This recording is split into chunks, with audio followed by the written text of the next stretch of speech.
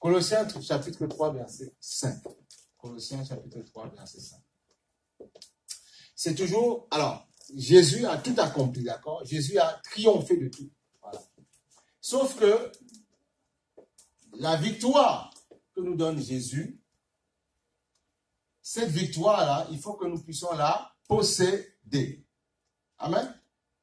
Amen ou pas amen? Mais pour la posséder, qui doit posséder ça? C'est nous. Nous qui sommes des terres d'argile. Amen ou pas amen?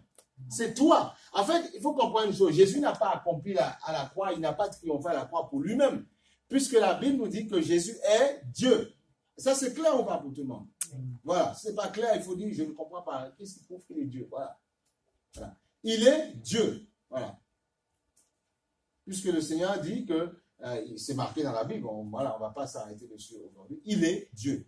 Dieu s'est fait chair en Jésus-Christ. Il s'est fait chair en Jésus-Christ. Voilà. Dieu a pris l'apparence humaine en Jésus-Christ. Voilà. Et on ne va pas s'arrêter sur cette couleur, parce que quand les gens pensent à Dieu ou à Jésus, ils voient quelqu'un de race blanche. C'est faux! Voilà. Tu ne connais pas sa couleur? Toi, vous avez vu Dieu, tu connais quoi? Voilà. Il faut savoir qu'il y a eu beaucoup de manipulations dans l'histoire. Bref, ce n'est pas le débat aujourd'hui. Voilà. On n'est pas embrouillé. Mais voilà. Non, Jésus est Dieu. Et il te donne le Saint-Esprit, mais comme il était fils dans la chair, il fallait absolument que, il dit, je prierai le Père, parce qu'il était encore dans cette chair. Moi, je prierai le Père. Mais quand il est là-haut, ils sont un. Il ne prie plus le Père. Il prie le Père, puisque c'est dans la chair. Je prierai le Père, il vous enverra un autre consolateur. Donc, il est Dieu. Voilà. Donc, il faut comprendre que pour pouvoir posséder la victoire que Jésus a acquise à la croix, tu dois absolument faire mourir. C'est pour ça qu'il dit dans Colossiens 3,5, faites donc mourir les membres qui sont sur terre. Après, il parle d'impudicité, impureté, les passions, les mauvais désirs, la cupidité. Ça, il parle après du caractère, en fait, de la personne. On peut avoir parfois certaines formes de caractère qui ne donnent pas gloire à Dieu. Il dit, fais mourir ces choses-là. Amen. Fais mourir ton caractère.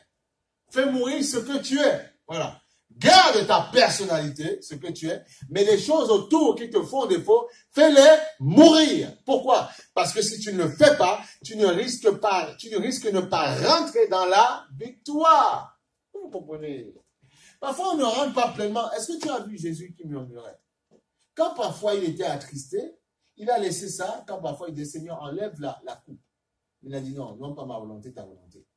Oui, il sait que ça peut arriver que tu t'inquiètes. Ça peut arriver que tu sois malheureux. Ça peut arriver que tu sois triste. Oui, il le sait. Ça peut arriver que tu sois malade. Oui, il le sait. La preuve, c'est pour ça que tu vois des gens comme Paul et tout ça sont passés par là. Mais comment ils ont fait, même dans leur maladie, même dans leurs problèmes, à tenir ferme? Comment ils ont fait?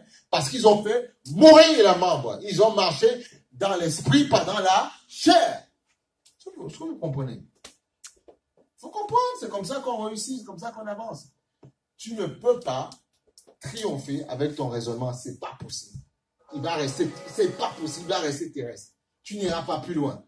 Si tu veux marcher dans la victoire, du moins selon la Bible, tu n'as pas le choix, tu dois mourir, faire mourir ta personnalité. Regarde. Tu n'as pas le choix. Voilà. On va aller sur Corinthiens. C'est ce que beaucoup ne comprennent pas. Ah.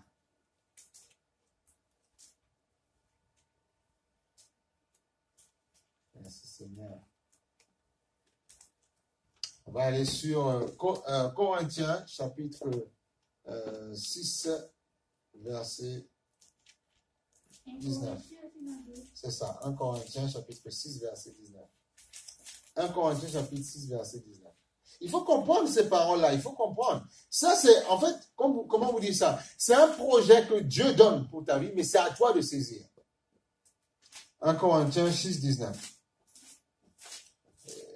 ça notre problème quand nous on est chrétien, on pense que non, on est tellement très fort, ouais, rien ne peut m'arriver, ouais, c'est eux, c'est yo qui, c'est vous, c'est you qui est dans le monde, vous êtes des pécheurs. Parfois on insulte même les gens qui sont dans le monde, qui ne croient pas en Dieu, alors que c'est faux, alors que souvent nous sommes peut-être pires que ceux qui ne croient pas en Dieu. Voilà. Et oui, c'est ça le problème. Il y a des gens qui disaient que plus les gens, certains, ils prient, plus ils deviennent pires encore. On dit, mais c'est pas possible, tu aurais dû dans ce cas rester dans le monde. 1 Corinthiens chapitre 6, verset 19. Il dit ceci, c'est pour te démontrer que si tu veux vivre dans la victoire, du moins, là, on va rentrer en septembre. Septembre jusqu'en décembre. On sait que de septembre en décembre, ça va être un peu compliqué avec tout ce qui se passe là, avec Covid, on impose les choses. On sait que ça ne va pas être évident du tout. On le sait. Voilà. Il va falloir être quelqu'un de prier, beaucoup de... Quand on dit prière, mais pourquoi ta prière marche, il va falloir que tu t'abandonnes. Je m'attends à toi. Tu es tout. Pour moi, c'est ce qu'on dit, non? Voilà. 1 Corinthiens chapitre 6, verset 19. Ne savez-vous pas que votre corps est le temple du Saint-Esprit qui est en vous? Amen. Voilà. Que vous avez reçu et que vous ne vous appartenez point à vous-même. Mais ce Saint-Esprit qui a été mis dans ton corps, pour qu'il s'exprime pleinement, puissamment, il faut absolument que tu fasses mourir ton corps. Tes membres, c'est ça. Parce qu'il veut s'exprimer en toi, mais il pourra ne pas s'exprimer pleinement parce que toi, tu l'empêches par ta manière de faire, par ton caractère, par ton attitude parfois. Et ça, c'est valable pour tout le monde. C'est-à-dire, parfois, tu peux être quelqu'un qui reste sur les choses. Ouais, vous savez, l'amertume, c'est un poison, l'amertume. Et parfois, tu dois avaler ce qu'on appelle les herbes amères. Tu dois les avaler. Comme dans le monde, on dit tes couleurs. Avale-les. L'amertume, la rancune, c'est des choses qui détruisent la vie de quelqu'un. Parfois, tu peux vivre, continuer à vivre, mais ça t'empêche de t'exalter. Ça t'empêche de pouvoir t'épanouir, justement. Ce sont ces choses qui te bloquent, en fait, qui t'empêchent. Et parfois, pour pouvoir rentrer dans la victoire, rentrer dans la domination, ou rentrer dans une autre dimension, parfois, il faut apprendre. Voilà pourquoi le Seigneur dit le pardon, une puissance qui libère.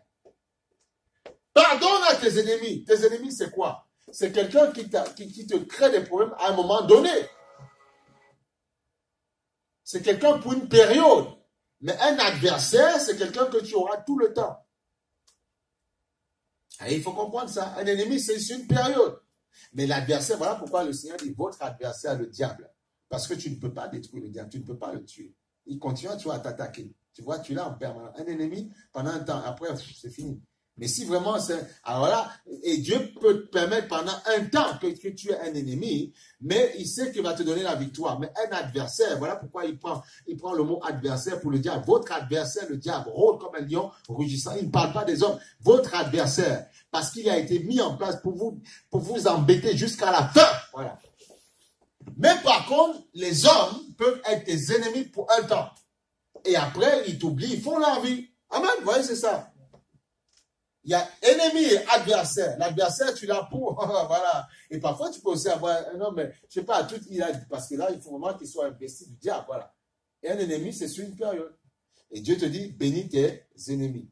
Amen. Voilà, c'est ça. Bénissez vos ennemis. Parce que souvent, ils peuvent utiliser un temps pour pouvoir justement, sans le savoir, te former. Voilà, c'est tout. Pour te donner plus d'assurance. Parce que tu peux aimer Dieu, mais il te manque l'assurance. Il y a des gens même parfois qui ont moins de sanctification que toi. Mais juste parce qu'ils ont un aura, un bagou, ils vont te stériliser, t'arrêter. Voilà pourquoi Dieu parfois doit te permettre de passer par des épreuves qui vont former ton cœur. Eh oui, tout le monde, c'est comme ça. D'une manière ou d'une autre, même dans ton travail, n'importe où. C'est fait, que tu crois, tu ne crois pas en Dieu, c'est comme ça. Mais sauf qu'il y a des gens, vous allez voir même dans le monde, des gens qui sont des entrepreneurs, ils comprennent ça rapidement, je vous assure, rapidement. Ils le comprennent rapidement. Ils savent que dans la vie, il faut se battre, il faut endurer. Parfois, ça peut être compliqué, mais il faut persévérer, il faut être résilient. Ils le savent. Voilà pourquoi on a dit, dans cette période dans laquelle nous rentrons, parce que nous voulons voir pleinement la puissance de Dieu, qu'est-ce que nous devons faire justement de septembre là jusqu'en décembre? Nous devons nous oublier, en fait. Pourquoi? Parce que 1 Corinthiens, il le dit, 1 Corinthiens 6, 19, il dit, ne savez-vous pas que votre corps est le temple du Saint-Esprit, et qui est en vous, que vous avez reçu de Dieu, et que vous ne vous appartenez point à vous-même. Alléluia. Tu ne t'appartiens pas à toi. Vous ne vous appartenez pas. Christ est au-dessus de tout. Et laisse-toi, soumets-toi à Christ, et c'est là où tu auras la victoire. Tu ne t'appartiens plus. Pourquoi il te dit ça? Les gens disent, ouais, je dois m'oublier. Oui, mais non, Jésus n'est pas là pour te détruire. Mais si tu veux rentrer dans le plan de ce qu'on a détaillé tout à l'heure dans Bienvenue dans le royaume, tu dois t'oublier. Voilà pourquoi il dit, prenez mon joug. Amen ou pas amen? Il est facile à porter. Je suis doux et humble de cœur. Ben oui. Mais parfois on dit, je refuse. C'est ce que je pense, c'est moi, c'est ma volonté. Ta volonté, le problème c'est que ta volonté va être en clash avec d'autres volontés humaines. Et là, ça va être compliqué. Et il y a des gens parfois qui sont des gens téméraires, ils refusent de perdre. Et quand tu seras face à ces personnes, il y a toujours plus fort que toi dans ce domaine-là. Vous allez vous détruire. Voilà pourquoi Dieu dit, ne vous mordez pas. Et voilà pourquoi on a besoin de se soumettre, de s'oublier, de se mettre à la volonté de Dieu, afin que quand il y a un combat, au lieu de vouloir faire l'entêté, l'âne le têtu, qu'est-ce qui va se passer? Parfois, Jésus va te dire non, fais comme ça. Et tu vas employer la stratégie de la gagne. Parfois, il va te dire, manifeste l'amour. Parfois, il va dire, humilie-toi. Parfois, il va te dire, fais comme ça. Fais ci. Et c'est comme ça que ça se passe. Pourquoi? Parce que tu es soumis à l'esprit, et c'est maintenant l'esprit qui te donne des directions. Alléluia! Voilà pourquoi il disait, quand le Saint-Esprit, le consolateur, sera arrivé, il vous enseignera dans toute la vérité.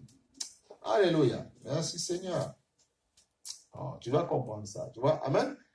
Et si, il faut comprendre. On va aller dans Ésaïe rapidement.